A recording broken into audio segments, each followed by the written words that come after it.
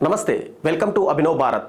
దేశంలో ప్రస్తుతం ఉన్న అన్ని బ్రాడ్కాస్టింగ్ నిబంధనలను ఒకే చట్టం కిందికి తెచ్చేందుకు కేంద్ర ప్రభుత్వం సిద్ధమైంది. ఇందులో భాగంగా కేబుల్ టెలివిజన్ నెట్వర్క్ యాక్ట్ 1995 స్థానంలో బ్రాడ్కాస్టింగ్ సర్వీసెస్ బిల్లు 2024ను తీసుకొస్తోంది.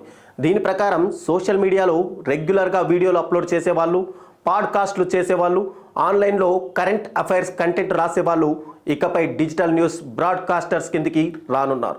మీడియా లేదా రిజిస్టర్డ్ డిజిటల్ మీడియాతో ఎలాంటి సంబంధం లేని ఆన్లైన్ న్యూస్ కంటెంట్ క్రియేటర్లకు ఓటీటీ స్ట్రీమింగ్ ప్లాట్ఫామ్లపై విధించిన నిబంధనలు, బాధ్యతలు వర్తిస్తాయా అనే దానిపై తొలి నుంచి ఆందోళన ఉండగా వీరందరినీ డిజిటల్ న్యూస్ బ్రాడ్కాస్టర్లు అనే కొత్త కేటగిరీ కిందకు తీసుకొస్తున్నట్లు తాజా బిల్లులో దీనిపై స్పష్టత ఇచ్చారు.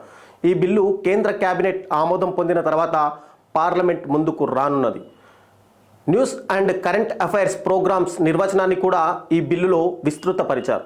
Audio visual content, signals writing, images పాటు టెక్స్ట్ను ఇందులో అయితే చేర్చారు.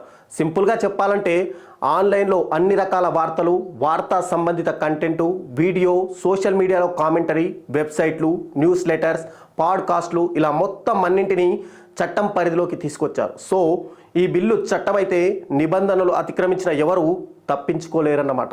మరోవైపు స్ట్రీమింగ్ సర్వీసెస్, డిజిటల్ న్యూస్ బ్రాడ్కాస్టర్స్కి సంబంధించి ఇంటర్మీడియరీస్ సోషల్ మీడియా సంస్థలకు కొత్త నిబంధనలు తీసుకురానున్నారు.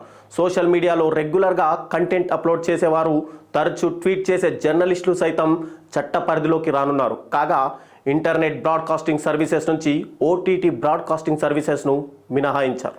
నాయకులారా, మీ పనితనం మీ అధినాయకులకు తెలియజేయాలనుకుంటున్నారు. ప్రజలారా, మీ సమస్యలను మీ నాయకులకు తెలియజేయాలనుకుంటున్నారు. ప్రజా సమస్యల పరిష్కార వేదిక మీ అభినవ్ భారత్.